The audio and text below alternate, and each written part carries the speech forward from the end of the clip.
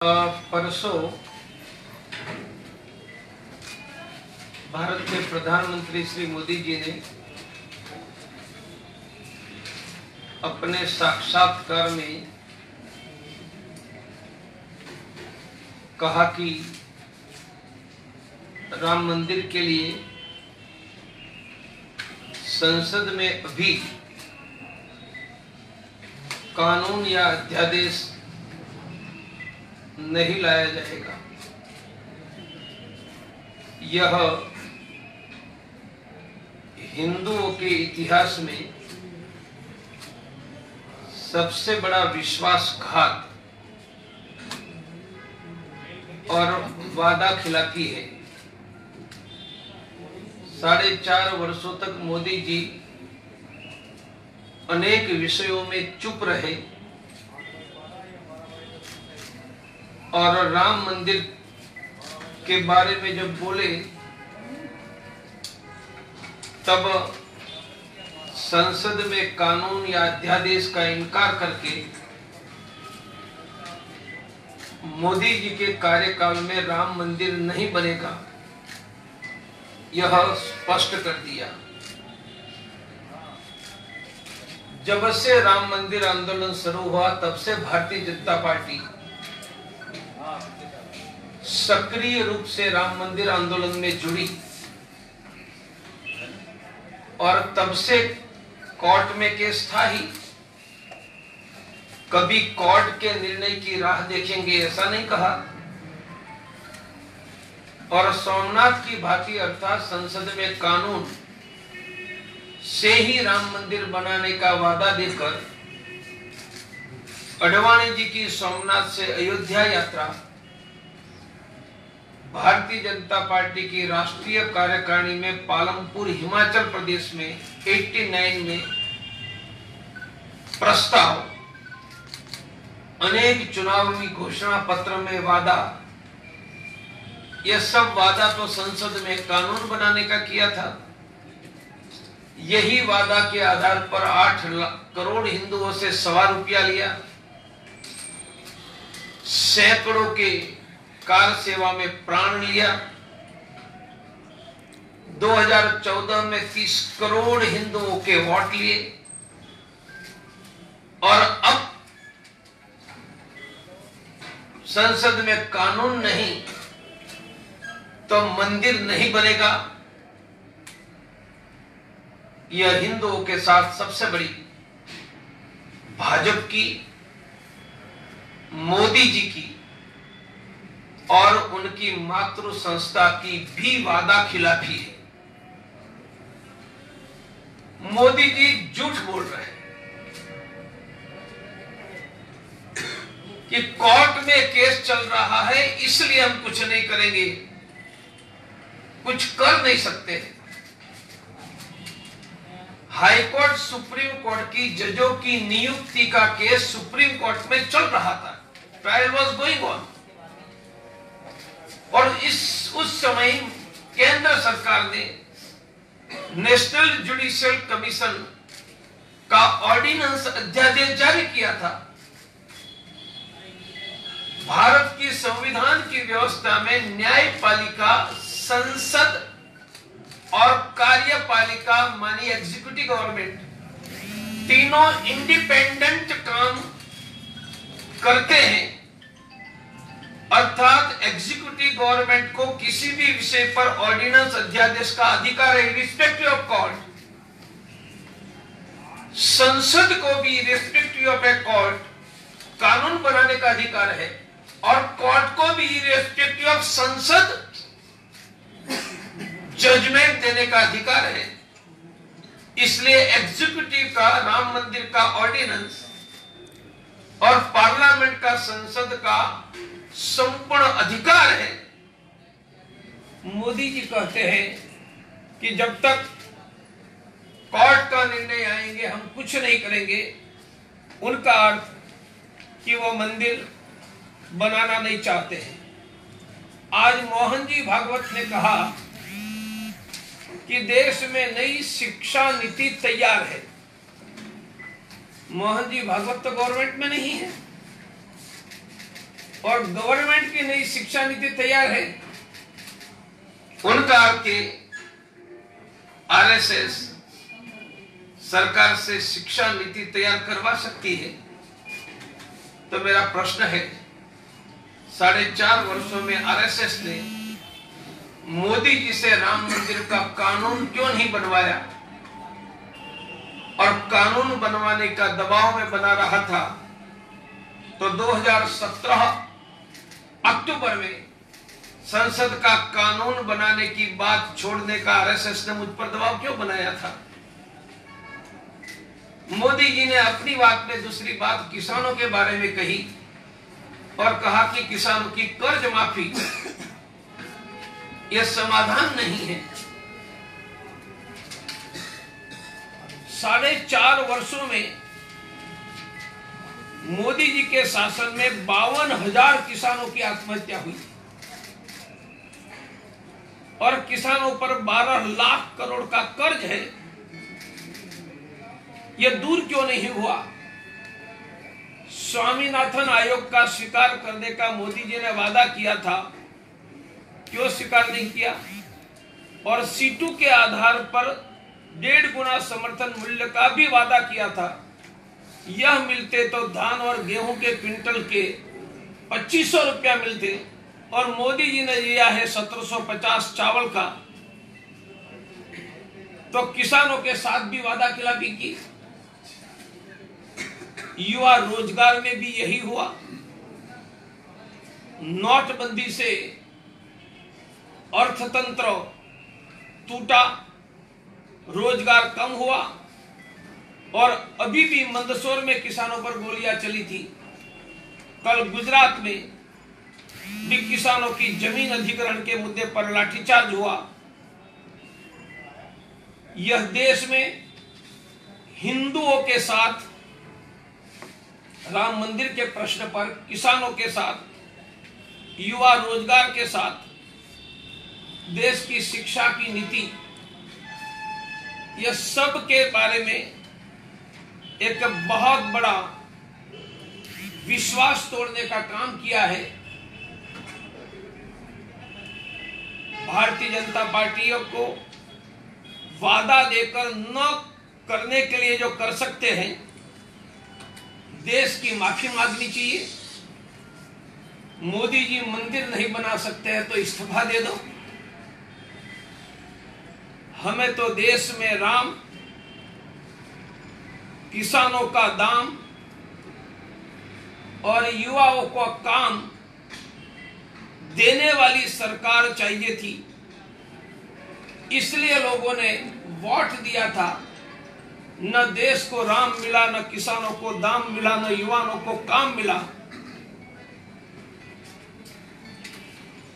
कांग्रेस तो कभी राम मंदिर बनाने वाली नहीं है, और भाजपा के पास बहुमत होने के बाद भी नहीं बनाया। तो क्या राम मंदिर नहीं बनेगा? मैं कहता हूं मंदिर बनेगा, और मंदिर बनाने वाली सरकार भारत में खड़ी करवाएंगे। स्वामीनाथन आयोग का स्वीकार करके सीटू से 1.5 गुना समर्थन मूल्य देने वाली सरकार भारत में खड़ी करवाएंगे, और हम पूरे भारत में no Ram temple, no Hindu vote, Ram मंदिर नहीं तो हिंदुओं का वोट नहीं, स्वामीनाथन आयोग और सीटू से 1.5 गुना किसानों को मूल्य और कर्ज माफी नहीं तो किसानों का वोट नहीं। पूरे देश में अभियान शुरू करने जा रहे हैं। शहर की गलियों और गांवों में बोर्ड लगेंगे कि राम मंदिर नहीं तो हिंदुओं का वोट नहीं, और गांव में बोर्ड लगेगा राम मंदिर नहीं तो हिंदुओं का वोट नहीं, स्वामीनाथन आयोग, सीटू से 1.5 गुना समर्थन मूल्य और कर्ज माफी नहीं तो किसानों का वोट नहीं। मैं आज भी सीकर में गांव तक के कार्यकर्ता की मीटिंग लेकर आया हूं। पूरे देश में हम ये अभियान चलाएंगे, और मोदी जी राम मंदिर नहीं बनाएंगे तो भी हिंदू समाज अपने बलबूते पर राम मंदिर बना लेंगे। मोदी जी 2019 में चुनाव के बाद आप गुजरात में जाकर विश्राम करो, लगता है कि आपको अब आराम की ज्यादा जरूरत है। धन्यवाद। ये अभियान कब से चलेगा? एक सप्ताह में शुरू करेंगे, बोर्ड लगना शुरू हो जाएंगे। हमने एक आधा लाख गांवों तक वीकली हिंदू आगे केंद्र चलाना शुरू किया है। उनके आधार पर गांवों में जाकर संकल्प करवाना, शहरों में करवाना। शहरों में राम मंदिर का होगा, डेट तय हुई है एक अगले नेक्स्ट स्टेप, और गांवों में राम मंदिर और किसानों की तीन बातें, स्वामीनाथन आयोग, C2 से 1.5 गुना समर्थन मूल्य और कर्ज माफी, ये तीनों मानी गांव में ये दोनों मुद्दा रहेंगे, शहरों में राम मंदिर रहेगा। तो आपकी राजनीतिक पार्टी का पंजीकरण हो गया बताया, उसकी लॉन्चिंग कब होने वाली, थोड़ा आज ही बता दीजिए। First week of February. नाम भी बता दीजिए। नाम तो उस समय में बता पाऊंगा। लॉन्च कहाँ करेंगे? अयोध्या में करेंगे, दिल्ली में करेंगे? दिल्ली।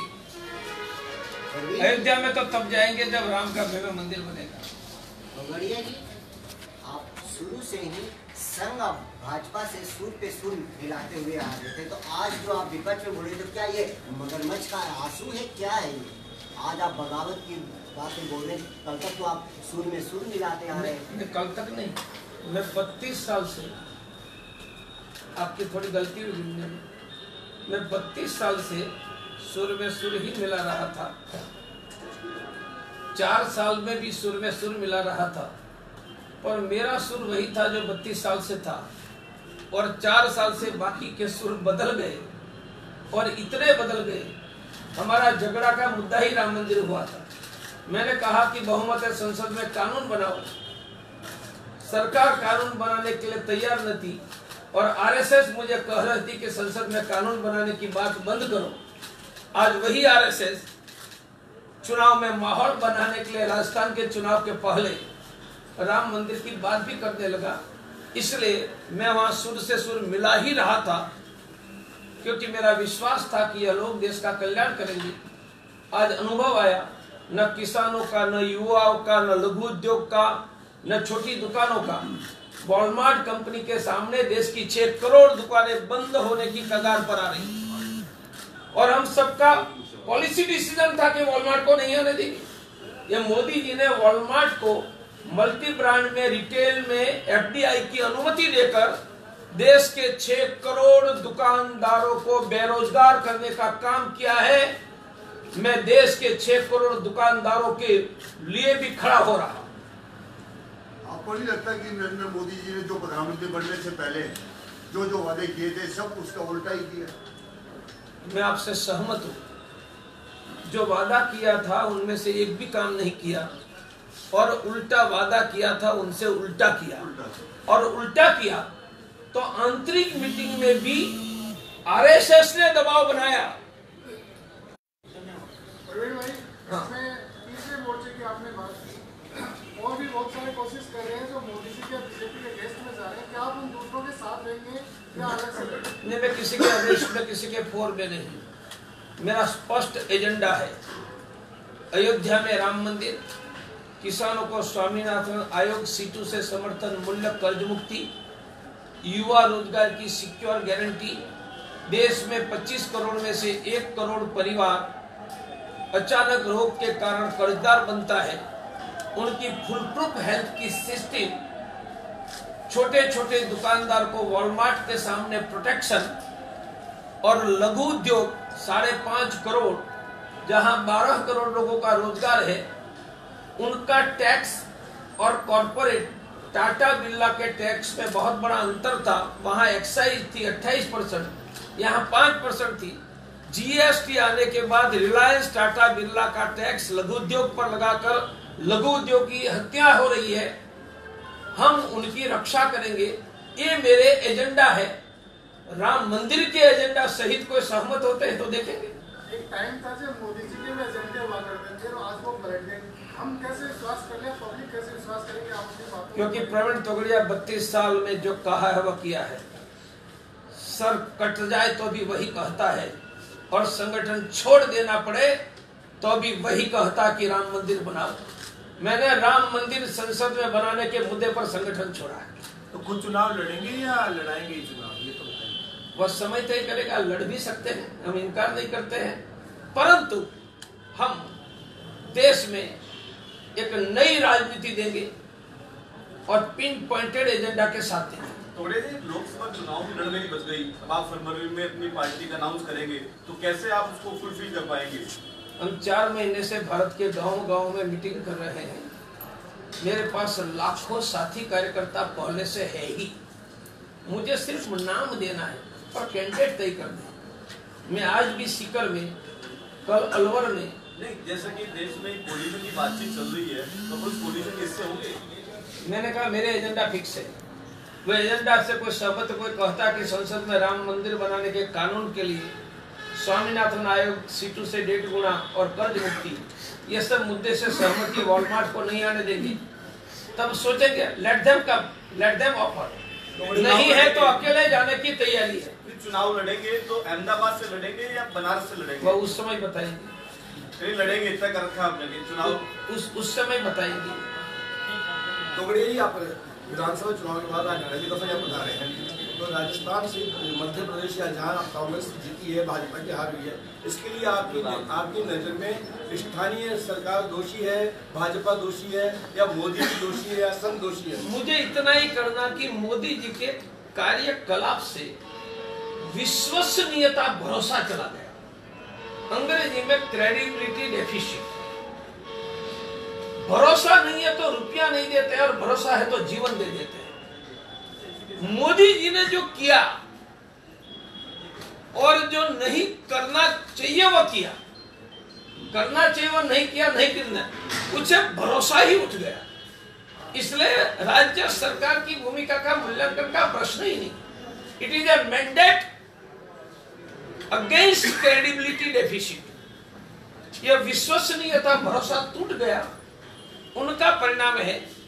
मैं राजस्थान की सरकार को एक कहूंगा कि कर्ज माफी की उन्होंने घोषणा की है, अच्छी बात है, परंतु जो बैंकों में डिफॉल्टर है उसी किसान का कर्ज माफी होगी तो यह प्रामाणिकता नहीं होगी। और लोकसभा का चुनाव आ रहा है, 2 लाख की कर्ज माफी का वादा किया था। सभी किसानों की 2 लाख की कर्ज माफी करो, बैंक के डिफॉल्टर तक सीमित मत रखो। ये मेरी राजस्थान सरकार से भी मांग है। आप जो 32 साल से एक स्ट्रॉन्ग नेता के रूप में रहे हैं, जितने भी कार्यकर्ता थे, कि क्या वो आपकी पार्टी में या आपके साथ हैं? मैं उनमें कोई जाऊंगा नहीं, परंतु लगभग अधिकांश मेरे साथ है। तोगड़िया जी, पर मेरे साथ कौन है नहीं है मूल्यांकन का मुद्दा नहीं है। आखिर कौन सा एजेंडा लेकर चल रहे हैं? 32 साल से सरकार आने के बाद 4.5 वर्ष में ही कहता है कि संसद में राम मंदिर का कानून बने। यहाँ भी प्रेस में वही निवेदन कर रहा हूँ कि वो जो स्ट्रॉन्ग टीम है आपके पास, ये मेरे साथ है, वो मेरे साथ है, और गांव तक। इसलिए मैं पॉलिटिकल पार्टी की बात कर रहा हूँ, क्योंकि मेरे पास आज 35 लाख कार्यकर्ता मेरे साथ थे ही।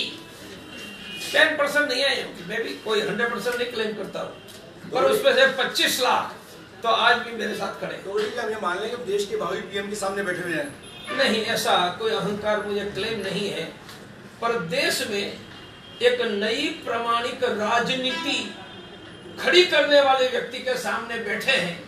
ये जरूर कहेंगे, जनता की इच्छा होती को तो किसी को लकीर और किसी को। तोगड़िया जी, प्रवीण भाई भैया जी दोषी ने एक बयान देकर के कहा है कि जो मोदी जी हैं वो पालमपुर का जो बीजेपी का रेजुलेशन था उसके अनुसार राम मंदिर बनाएंगे, जबकि आप ये कह रहे हैं कि तीनों का ही मत नहीं है, राम मंदिर बनना चाहिए। मोदी जी नहीं चाहते, बीजेपी नहीं चाहते, संघ नहीं चाहते। तो ऐसे में यदि आप राम मंदिर के माहौल बनाते हैं तो संघ आपको सपोर्ट करेगा, बीजेपी को सपोर्ट करेगा? उसको संघ को पूछो ना, मुझे क्या लगता है?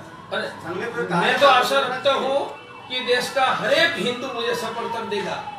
जो आरएसएस वाले हिंदू हैं तो समर्थन देना चाहिए, क्योंकि मैंने 32 साल के सार्वजनिक जीवन, मेरा जीवन इससे भी लंबा है, पर 32 साल के सार्वजनिक जीवन में हिंदुओं के प्रश्न पर 1 इंच में हटा नहीं, और आगे भी नहीं हटूंगा। क्या मिलेगा नहीं मिलेगा महत्व का नहीं है।